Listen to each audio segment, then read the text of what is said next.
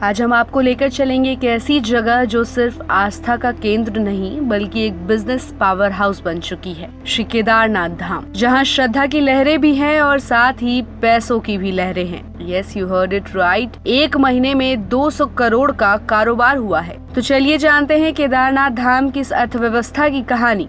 2 मई 2025 को बाबा केदार के कपाट खुले और फिर शुरू हुई आस्था की वो यात्रा जो न सिर्फ मन को जोड़ती है बल्कि लोकल इकोनॉमी को भी बूस्ट देती है। सिर्फ एक महीने में यानी 31 मई तक 7 लाख से ज्यादा श्रद्धालु बाबा के दर्शनों के लिए पहुंच चुके हैं। मतलब डेली एवरेज अराउंड 24,000 लोग, और इतनी भीड़ का मतलब है बड़ा बिजनेस। अब बात करते हैं एक बहुत ही इम्पोर्टेंट सपोर्ट सिस्टम की, घोड़ा खच्चर सेवा। हर साल हजारों यात्री ट्रक करने की बजाय घोड़ा या खच्चर लेते हैं और इस साल 31 मई तक 1,39,000 श्रद्धालु इन सेवाओं का यूज कर चुके हैं और एस्टिमेटेड रेवेन्यू 40 करोड़ 50 लाख रुपए सिर्फ इस सर्विस से।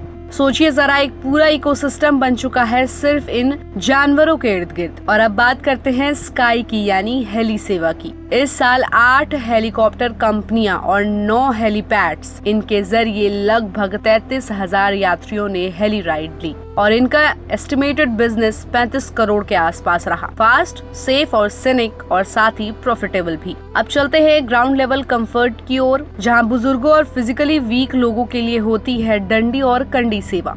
लगभग 29,275 लोग इसका यूज कर चुके हैं इस बार और रेवेन्यू है अराउंड 1 करोड़ 16 लाख रुपए। ये काम मोस्टली लोकल विलेजर्स करते हैं, so it's not a business, it's a local livelihood. अब बात करते हैं उस जर्नी की जो सबसे ज्यादा बार रिपीट होती है, सोनप्रयाग से गौरीकुंड तक की।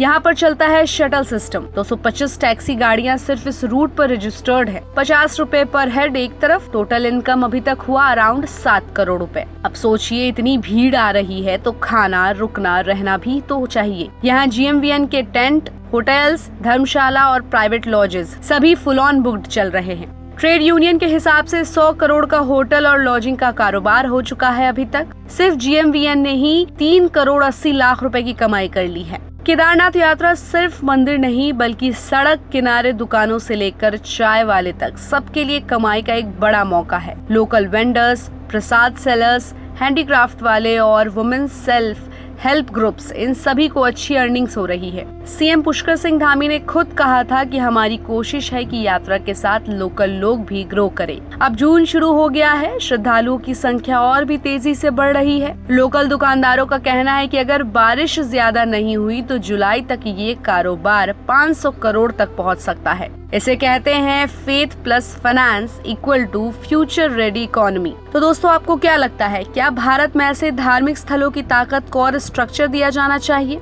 क्या ये मॉडल छोटे शहरों और गांवों की इकोनॉमी को रिवाइव कर सकता है? कमेंट करके जरूर बताइएगा और वीडियो अच्छा लगा हो तो लाइक और शेयर, सब्सक्राइब भी जरूर कीजिएगा। और ऐसे ही अपडेट्स के लिए देखते रहिए गुड रिटर्न्स।